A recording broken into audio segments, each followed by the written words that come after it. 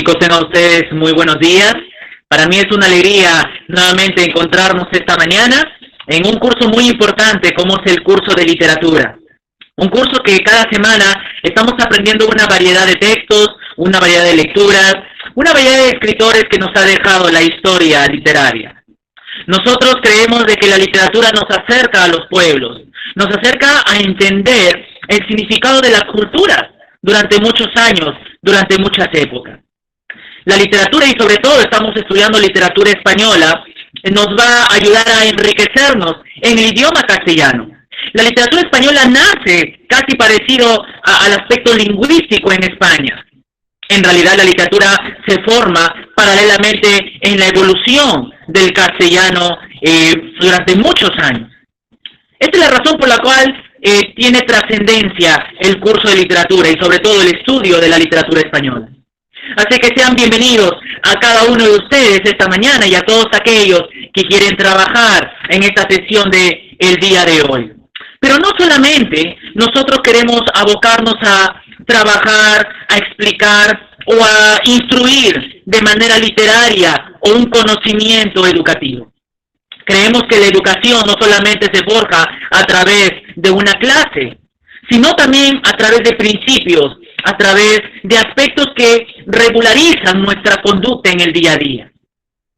¿Cuáles son las señales o evidencias, por ejemplo, que nos estamos portando bien? Ustedes como adolescentes, nosotros como docentes, ¿cuáles son las evidencias que nos permiten entender que estamos cumpliendo de alguna u otra manera con nuestro comportamiento? Un comportamiento correcto ante la familia, ante los amigos, en el colegio o de manera virtual.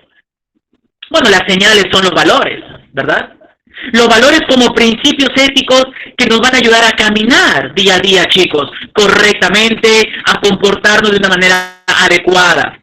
Y no solamente pensar en nosotros, sino que los valores también van a ayudar a pensar en el prójimo, en tu familia, con tus amigos, con tus vecinos. La solidaridad y la honestidad son dos valores importantes que estamos insistiendo cada semana. ¿Cómo te está yendo con estos dos valores? ¿Estás siendo solidario? ¿Has tenido la oportunidad estos días de ayudar a alguien que ha estado en necesidad? ¿Te has ayudado a ti mismo con tu responsabilidad, con tus cosas del colegio? ¿Y qué de la honestidad? ¿Estás siendo honesto con tus palabras? ¿Estás siendo honesto cuando te preguntan algo? Yo te invito que este espacio no solamente sea para poder nutrirnos de algún tipo de conocimiento, como en el curso que estamos llevando a cabo esta mañana, sino también que hagamos un pequeño stop y reflexionemos en estos valores, y que la próxima semana o estos días tengas tú la oportunidad de practicar estos valores, valores que te van a ayudar a identificar ante el mundo que eres una persona solidaria, una persona honesta. No olvides entonces esta semana estos principios valorativos. Y como dije al inicio, el curso de literatura se forma de esa manera. Incluso cuando uno lee la literatura española y los diferentes testimonios de literatura en ese país, nos damos cuenta que los escritos también nos da un mensaje, ¿no es cierto? Nos transmite un pensamiento, nos da una lectura de lo que sucedía en una época determinada y comenzaron a poder plasmar alternativas de solución a través de la narrativa, a través de la poesía, a través del teatro. Así es que la literatura es un vehículo de enseñanza poderosa que nos va a ayudar muchísimo a poder entender la vida. Y sobre todo, el estudio de la literatura española. Estamos nosotros siguiendo una línea de tiempo, ¿verdad? Estamos siguiendo la historia literaria. Estamos siguiendo los diferentes movimientos. Estamos ya en la edad moderna del siglo XVIII en España. Un siglo de muchos cambios, de mucha novedad, pero sobre todo de mucha imitación, de mucha copia que España también tuvo en su momento. Quiero invitarte a que tú puedas ver la siguiente imagen. Qué imagen más curiosa, ¿verdad? Una imagen muy característica quizás, de alguna otra forma. ¿Quién no ha visto una imagen así en un cuento infantil o en una lámina, verdad? Ahora, ¿qué puedes observar allí en este dibujo, en esta ilustración? ¿Qué puedes observar? Ok, me dirás, profesor, hay dos animalitos, ¿no es cierto? Dos dibujos animados, se podría decir. Tenemos una cigarra, ¿verdad? Y una pequeña hormiga, ya, dos personajes de esta escena. ¿Cómo es la actitud de la cigarra? ¿Qué está haciendo la cigarra? Está sentada, ¿no? O sentado debajo de un hongo grandecito allí. Está cantando, está tocando la guitarra muy alegremente. Está muy feliz la cigarra, mirando incluso a la pequeña hormiga, ¿verdad? ¿Y qué está haciendo la hormiga? Miren la mirada de la hormiga. La hormiga está mirándolo como algo extraño, como incluso hasta cansada se encuentra la hormiguita, porque está trabajando, se nota que está trabajando, está recogiendo la leña, está levantando alguna pesa. Y vemos aquí a dos personajes muy antagónicos en carácter, en expresión, ¿verdad? Ahora, nos transportamos a este mundo del dibujo animado. Nos transportamos al mundo en donde los personajes son animales, donde los paisajes son muy coloridos, ¿verdad? Y sobre todo, nos transmite mucho valor. El valor del trabajo, por ejemplo, en el caso de la hormiga, o en el caso de la cigarra, la felicidad o la comodidad. Y eso nos transporta a una idea de género. Esta escena nos transporta a un estudio de la narrativa, ¿no es cierto? Nos transporta a ese concepto llamado fábula. La fábula. ¿Alguna vez has escuchado una fábula? ¿Has leído alguna fábula? ¿Te han contado alguna fábula? Esa fábula en donde los personajes son animalitos, en donde nos enseñan muchas cosas bonitas, ¿no es cierto? Esta mañana vamos a aprender justamente de la fábula. Hubo un tiempo en España en donde la fábula se convirtió en algo muy importante, en una manifestación narrativa muy importante para una época en que necesitaba valores, en que necesitaba enseñanzas, en que se necesitaba que sea el fin didáctico la vida de cada persona. España vivía momentos muy críticos. Después del siglo de oro, que habíamos estudiado ya semanas anteriores, comenzamos a entrar en una época de muchos problemas económicos, sociales, incluso no había paz en el país español. Se necesitaba reformas, cambios, y la literatura quería aportar a esos cambios. La literatura quería aportar a los cambios de la época. Y se levantan escritores, con mucha humildad, con mucha creatividad e ingenio, para escribir fábulas. Pero fábulas que transmitan y que lleguen a las personas para que reflexionen, que lleguen y transmitan a esas clases altas que ellos son los que necesitaban cambiar también. Y el día de hoy vamos a estudiar a un escritor muy importante de la literatura española. Y nos referimos a Félix Samaniego. Félix María de Samaniego, un escritor importante de la literatura española, dentro de una época en que se denominó neoclasicismo, ¿verdad?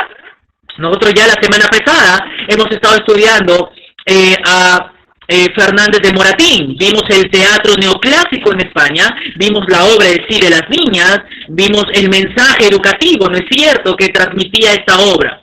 El día de hoy vamos a hablar sobre las fábulas de Samaniego.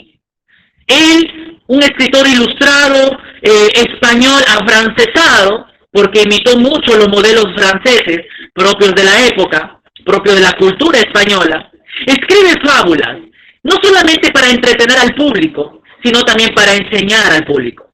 Samaniego se convierte entonces como un maestro que dirige a la sociedad, que dirige la educación, y lo hace a través de la literatura. Así que acompáñame a ver algunos aspectos de Félix María Samaniego Zavala. Nació en el año 1745 y murió en el año 1801. Muy jovencito, ¿no es cierto? O bueno, casi no jovencito.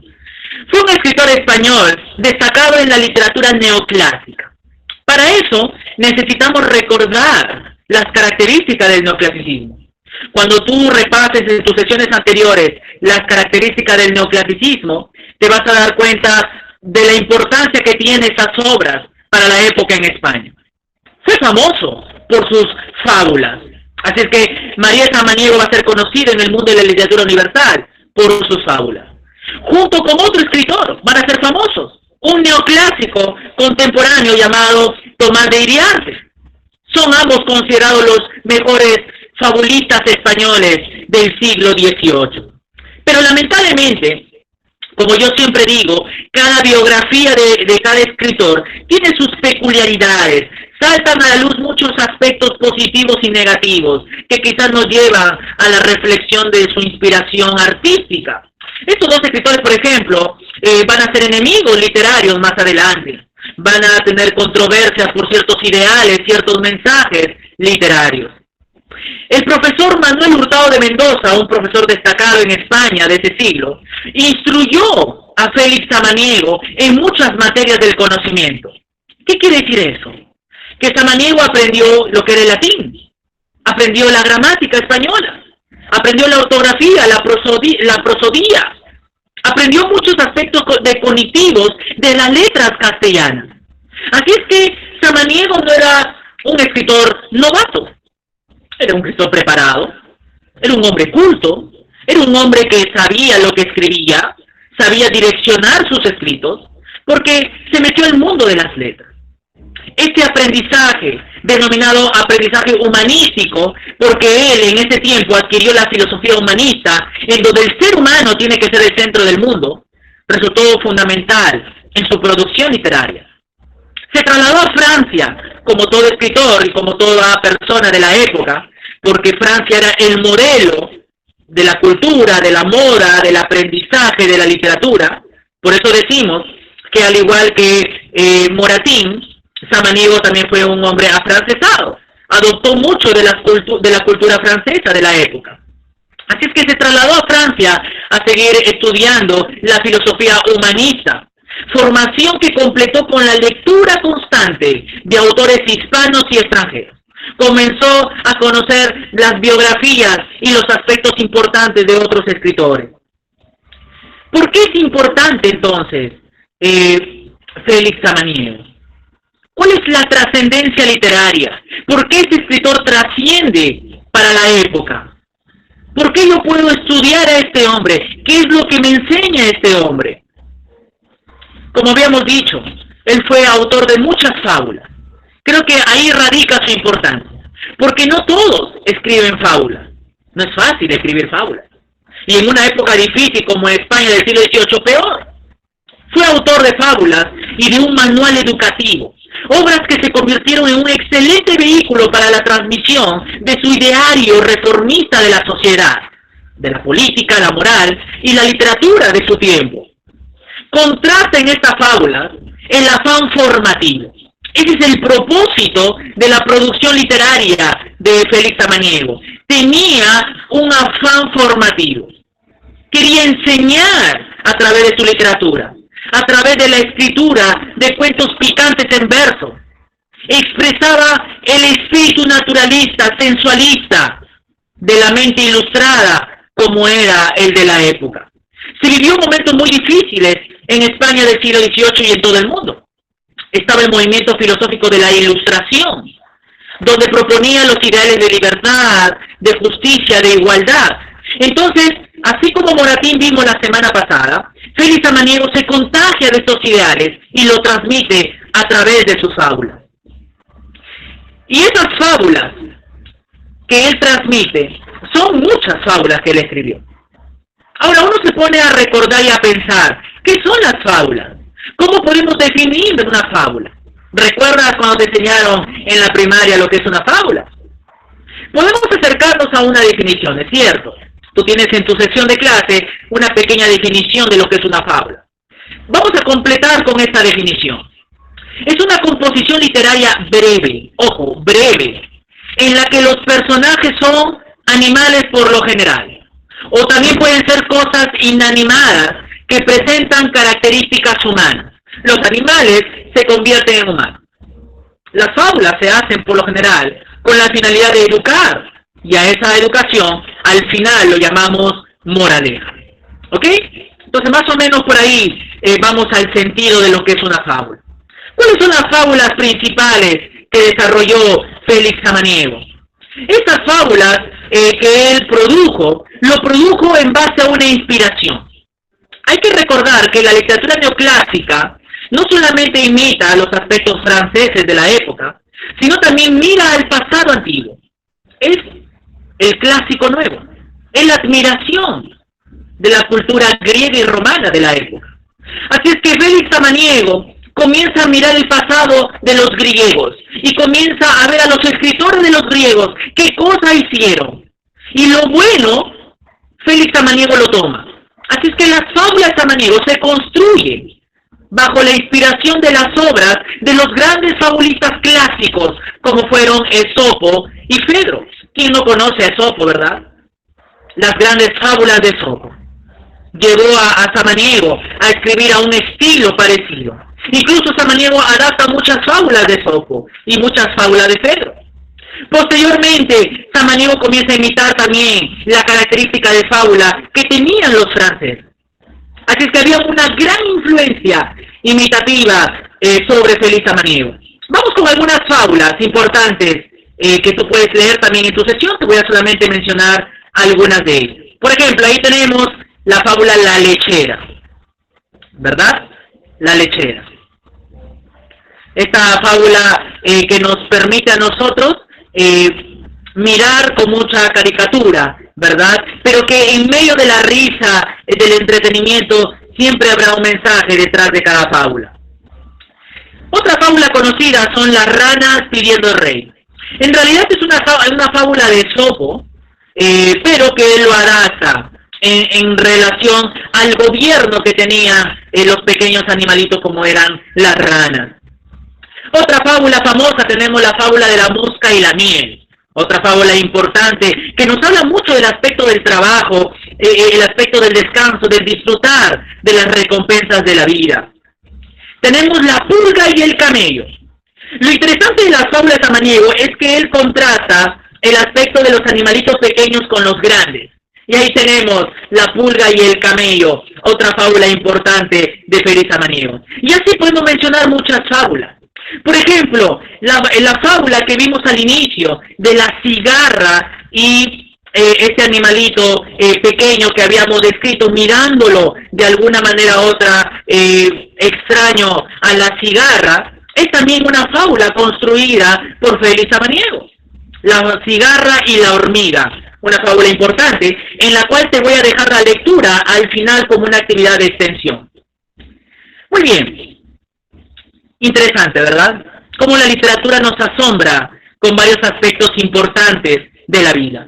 Nos asombra porque de alguna manera u otra nos permite ver otros enfoques, otra mirada, otra forma de enseñar al público. A continuación vamos a ver algunas actividades, vamos a desarrollar juntos las actividades de aprendizaje para que podamos seguir profundizando en ese tema. Ok, vamos a marcar la respuesta correcta, vamos a recordar un poquito sobre los alcances de la vida y obra de Félix Samaniego. A ver, ¿cuál es la alternativa correcta? A. ¿Fue un escritor ilustrado y culto? B. ¿Se exilió en Francia y murió allí? C. ¿Fue un hombre sin educación pero le gustó mucho la filosofía? O D. ¿Imitó a los franceses para su producción literaria? ¿Cuál es la respuesta correcta? ¿Por dónde podemos ir con alguna información correcta de Félix Samaniego?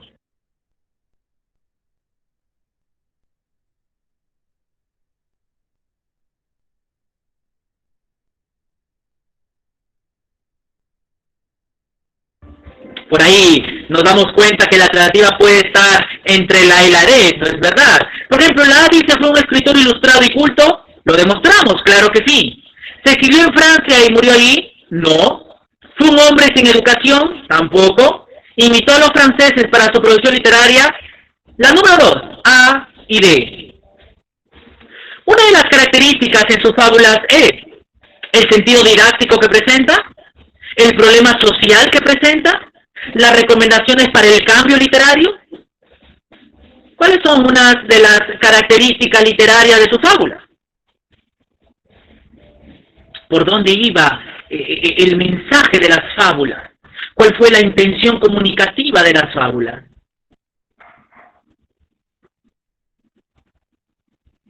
¿El problema social?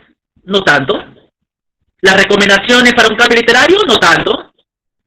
No era el problema social. El sentido didáctico que presenta. Creo que eso encierra la educación que trae las fábulas en la vida de Samaniego y en una época como fue España, del siglo XVIII. Samaniego es importante en la literatura, ¿por qué? A. Resalta por el valor romántico que da a sus obras.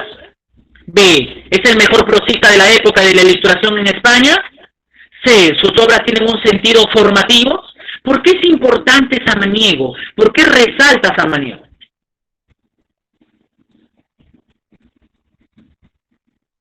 Si volvemos a la parte teórica, podemos darnos cuenta que hemos mencionado que sus obras apuntan al sentido formativo. Alternativa C. Vamos a terminar esta mañana completando los pensamientos sobre la vida y obra de Samaniego en los espacios en blanco. Samaniego aprendió conocimientos como ¿cuál? Recuerda, le enseñó un profesor y ¿qué conocimientos aprendió? Fue un escritor que inspiró a Samaniego. ¿Quién fue el escritor que inspiró a este escritor? Tuvo problemas con su colega, el escritor. ¿Cómo se llamó? ¿Recuerdas el otro colega que ahí hubo altercados con él? ¿Cuál fue el propósito de sus obras? Lo acabamos de mencionar. ¿Y qué es la fábula? Tú puedes llenar ahí en tu sesión en blanco, en estos espacios, en tu sesión, las respuestas que podemos ver a continuación. Samaniego aprendió conocimientos como ¿cuál? Latín, gramática española, ortografía y prosodia. ¿Ok? Todas estas ramas que tienen que ver con el idioma especialmente. Eso lo hizo un hombre muy culto, un hombre de talento. ¿Cómo se llamó el escritor que más inspiró a Samaniego? Lo vimos, el gran Esopo, el griego. ¿Cómo se llamó el escritor que tuvo problemas al inicio de su carrera literaria? Bueno, se llamó Tomás de Iriarte, otro español fabulista de la época. El sentido didáctico fue el propósito de sus obras. Siempre los neoclásicos van a buscar el sentido de la enseñanza y van a ver a la literatura como un camino para lograr ello. ¿Qué es la fábula? Es justamente eso, usaron la fábula para ese sentido didáctico. Es una composición narrativa, donde los animales son los personajes y donde se esconde una moraleja. Así que chicos, esta mañana hemos visto un tema muy importante, un tema que nos va a ayudar a reflexionar, ¿no es cierto?, sobre la conducta, porque eso es lo que hablamos al inicio, hablamos de los valores que complementan la educación, y esta corriente como el neoclasicismo y las fábulas de Samaniego van a reforzar el aspecto valorativo que cada uno de nosotros debe desarrollar. A continuación te voy a dejar la lectura correspondiente a la fábula La cigarra y la hormiga. Vamos a leer la fábula y quiero que leas también las preguntas de análisis y comentario para que puedas resolucionarlo y así seguir creciendo en este aprendizaje sobre las fábulas de Samaniego en la literatura neoclásica en España.